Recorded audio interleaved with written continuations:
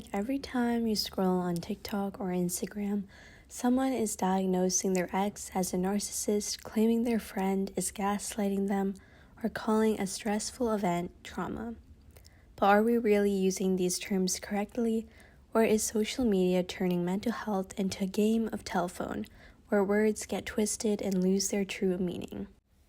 This podcast should not be used as healthcare advice. This is more of an entertainment podcast and to spread the word. Hey there, amazing person. I hope you're having an amazing day. And if not, that's okay too. Welcome to the 5th episode of Keep Calm and Mental Health On. I'm Aditi Diga, and I'm so excited to have you here on this student-led podcast. I want to thank you for being here as well. It means a lot. Today, we're tackling a topic that's been everywhere, the rise of therapy speak in pop psychology. We're also going to break down the difference between real therapy and self-help influencers who are using terms in the wrong way. Of course, there are so many creators out there making content meant to be uplifting in its intended way. But for others, can you really get all the mental health advice you need from a 60-second TikTok? And how do we separate fact from fiction when it comes to mental health trends online? So grab a cup of tea, get cozy, and let's get into it. Let's start with the obvious. Why are therapy terms suddenly everywhere? Mental health has always been important, but for a long time, it wasn't something people talked about openly. Now with social media, therapy speak has become part of everyday conversation. Think about it. 10 years ago, would you have heard the average person saying things like, I have anxious attachment issues, or that person is emotionally unavailable? Probably not. But today, these phrases are so common, they're basically modern slang. And honestly, in some ways, that might be a good thing. Therapy speak has helped break the stigma around mental health. It's made people more comfortable talking about things like depression, anxiety, and trauma. For people who don't have access to therapy, social media has kind of given them words to describe their experiences. But here's where things get tricky. When complex psychological terms are oversimplified and misused. Take gaslighting, for example. Originally, it came from a 1944 movie where a man manipulated his wife into doubting her own reality by dimming the lights and pretending nothing had changed. The term describes a form of psychological abuse where someone intentionally makes another person question their perception of reality.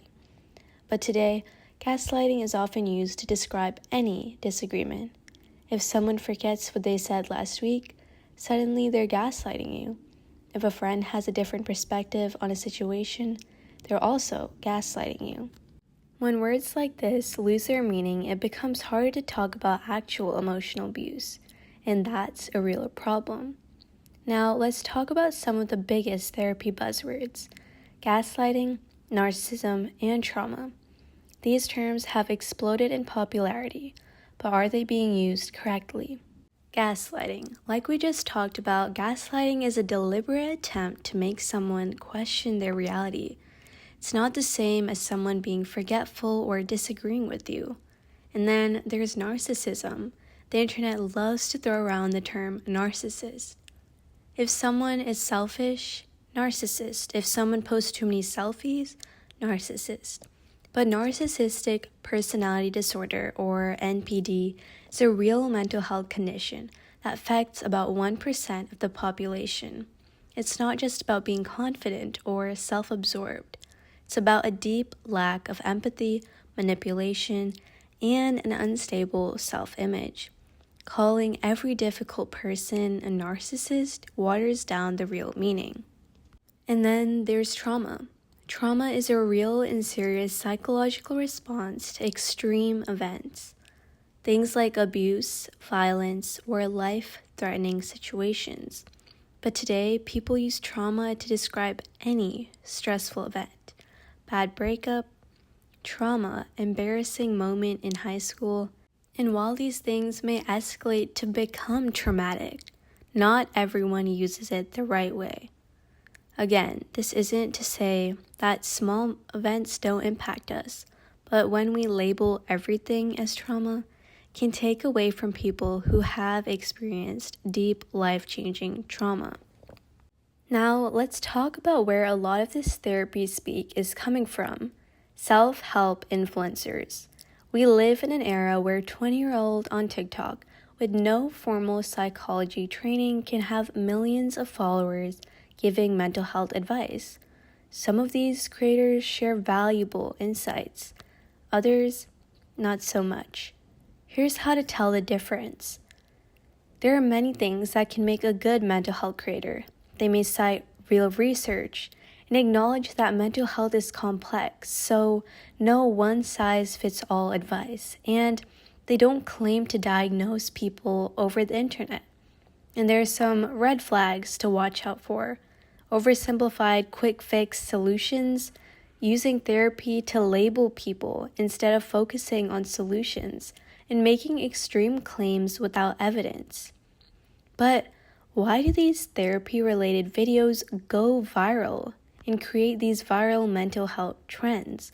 What's the psychology behind them?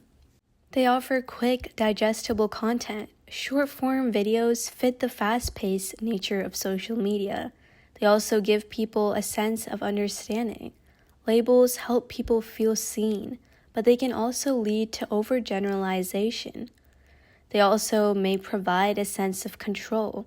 Having a term for something can make people feel like they're taking control of their mental health. And they also tap into shared experiences. Relatable mental health content often gets high engagement, reinforcing the trend. And while therapy language may promote awareness, it can also be damaging when misused. It can lead to self-diagnosis, and without professional guidance, people may mislabel their experiences. It can also oversimplify mental health. Complex disorders are being reduced to social media buzzwords. It can also hurt relationships. Labeling friends or partners without understanding full context can lead to unnecessary conflict. Here are the benefits of getting advice from licensed therapists. Training, years of education, licensing, and supervised practice, with the goal of providing personalized, evidence-based mental health treatment. There are also a lot of confidentiality and ethics being prioritized and are tailored to the individual's needs.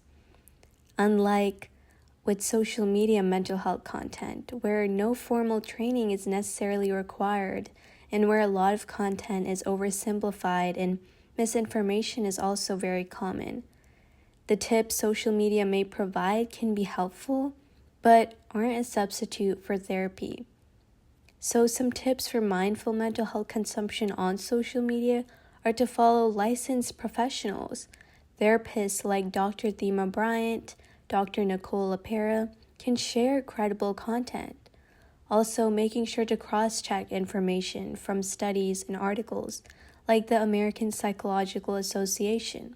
And also be very careful and avoid self-diagnosis. Something resonates, maybe consider speaking to a professional. And watch out for quick fixes.